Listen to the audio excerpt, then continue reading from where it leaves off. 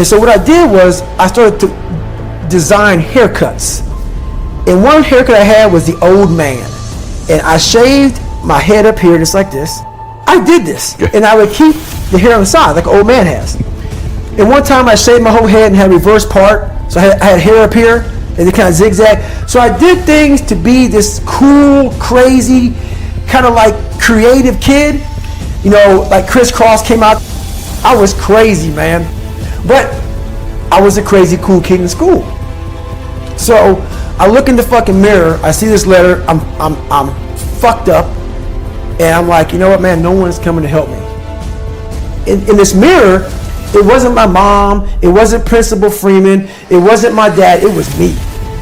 Because wasn't nobody coming back to fucking help David Goggins. That was my mindset now. And so with my non-spelling ass, I started getting these sticky notes and writing, you're fucked up. And my mom wakes up like, what is wrong with you? I go, man, I have to change because I can't stay here.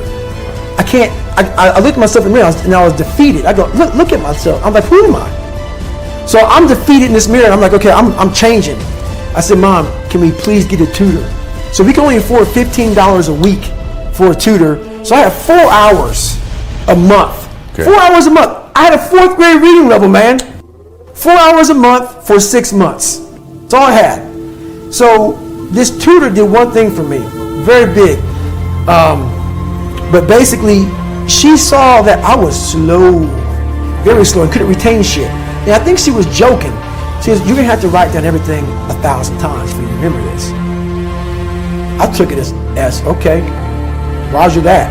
So I literally went to the store and I bought these spiral notebooks. And I started literally writing down, let's say it's a math equation, the same fucking math equation over and over and over and over again. When it came to a paragraph comprehension, I couldn't read the fucking paragraph and then remember it. So we had like, I think 25 or 30 paragraph comprehension things. I had to write down the whole fucking thing, like a whole paragraph, and you don't have much time to take the fucking test. But that's how I learned. So how I learned the Navy Dive Man, it was like 1,000 pages, Navy Dive Man. I got it a year in advance and wrote the book out probably 14 times. Like the Boyle's Law, Charles Law, Gay-Lussac's Law, Dalton's Law, all these laws, but over and over, the whole manual. So it's not like, so now I've done it so many times I can go back in my mind and say, okay, page 71 was Boyle's Law. And I'm looking at it right now, and I remember writing it down so many times that it takes me and say, okay, I got it. And I can write it down almost verbatim so that's how I learned even to today. But the work ethic, people think I became this guy from running. No, I became this guy from fucking studying. I had to study for hours. What might take you an hour to learn, take me 2 days. So that's where, at the table, and my best friend Johnny remembers me like, God, you just changed. Something happened. I got obsessed. I gotta figure this out, man. I'm not going anywhere.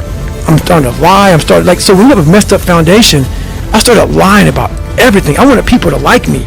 I wanted to be accepted in some society of life, some social society. And I was like, man, this isn't the right way.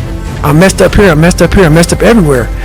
And so I realized the worst thing that happened to me is I lost myself. I never had myself. I never found myself. I had no self-esteem. So I knew through working out and through learning, because it took a lot for me to learn also, I started finding self-esteem. Once I found that, that's when doors started opening up. I stopped caring about people, that what they thought, being judged. Wow, if I say this, if I started right now, are you gonna make fun of me? I stopped caring about that. And that's when my life started really changing for me, slowly but surely. I say, my God, like, no, don't look at it like, I didn't care about losing weight. I didn't care about being the fastest person. I wasn't making the Olympics. I wasn't going to pros. I could barely read and write when I was in a junior in high school. I wasn't going anywhere. I saw working out as a way for me to build calluses on my mind. I had to callous over the victim's mentality. So I watched these movies. I talked about Rocky last time I was on here. I always equated training to mental toughening. Like, it always looked brutal. People waking up early and doing all these things, and it looked horrible. I was like, wow, man, I gotta start doing that. not to get better, bigger, and stronger, but that is what's going to build me. That looks uncomfortable. That looks brutal. And getting up early, I don't want to do that. Some of this long list of things I don't want to do. And through that, I found myself. I started, I'm like, you guys aren't doing this shit in high school. You guys aren't getting up at 5 o'clock in the morning, running over here in this golf course. So I started seeing myself very differently than the average human being. I was like, hold on a second. I have something they don't have. And that's when I started to develop these things through working out. It was this great, never-ending work ethic. And through work ethic, I developed self-esteem. It's through discipline, through self-discipline, through repetition, through tons of repetition of the same thing that you don't want to do. And that's the key thing. Through repetition of things you don't want to do, you develop mental, like an armor for your mind. You start to armor your mind, because your mind's like, okay, we suffer every day. That's what we do. We do stuff that sucks every day, and that's how I started coming up. I just started being very uncomfortable, and now it's like just a way of life. Look, dude, I believe that everybody has a gift. Every single human out there listening right now, you have a gift. The thing that you have working against you is you have all these other people now, right? 30 years ago, 20 years ago, we didn't have Instagram. We couldn't watch people and emulate them. We sort of had to learn our own little craft as we went, all right? But now we get to see what everybody's doing. And our tendency as humans is to emulate the style or the personality or the way that someone speaks or the way they do their content and all these different things. But here's the thing that you don't understand, is that by doing this, you are actually keeping yourself from becoming great. Because the most that you could ever be when you do these things is a watered down, lesser version of what someone else is doing, all right? And how do you know that your own style and your own way of doing things that you would develop little by little by little if you would just take little risks, is it going to be greater than all of those things that you watch, okay? You cannot be great being a lesser version of what already exists. You can only be great when you execute against your own potential and do your own development. And that means getting up there and looking like a clown. And it means taking little bitty steps forward every single opportunity you get. No one comes out and is just great at business or great at athletics or great at science or great at speaking. It doesn't fucking happen, man. The first speech I ever gave, I remember it, dude. There were 6 fucking people there. All right? And I had a piece of paper, and I'm reading the notes, and I was shaking. I was freaking the fuck out. There's 6 people. 6! That's where I started, man. So, this isn't a gift. It only seems like a gift because I worked so hard and so long to develop it. And you guys have to do the same thing if you want to be great. If you want to be good and you want to be effective and you want to be, not great, you just want to be good, then yeah, dude, take someone else's style. Emulate everything they do. Clearly it might work. But if you want to be great, if you want to be one of the best that's ever fucking lived at what you do, you have to understand that it's about developing our own skills. It's about developing our own style. It's about developing our own swagger. It's about developing our own selves. And we don't do that when we constantly look at other people and admire them or look at them for an example or steal their shit like so popular out there these days. So if you want to be great, guys, you have to put in the work. You have to put in the talent. It's not that everybody doesn't have the potential. Everybody has the potential. It's just they're not developing it because there's too much distraction out that we didn't have 20 years ago. So when I'm coming up, dude, I don't have people to look at. We didn't have the internet. We didn't have social media. We didn't have all these things. We had books. And if I wanted to learn how to speak or learn how to do anything, guess what I had to do? I had to go fucking do it and suck in front of everybody. And we've lost that in society now. Everybody wants to be a lesser version of something else. And guys, I'm telling you, you can't win long term doing that. My whole life, I mean, I don't know if people believe in God or what. I don't care what you believe in. There's been this unrelenting voice in my head. We all have this voice. It's the right or wrong voice. And a lot of times that voice guides us into comfort. And my voice guided me into comfort a lot. But I have this other voice I heard my whole life. Say, hey, motherfucker, what are you doing? Nah, man, we gotta go over here. We gotta go over here to that rock pile over in the fucking corner where nobody's at. That's where victory's at.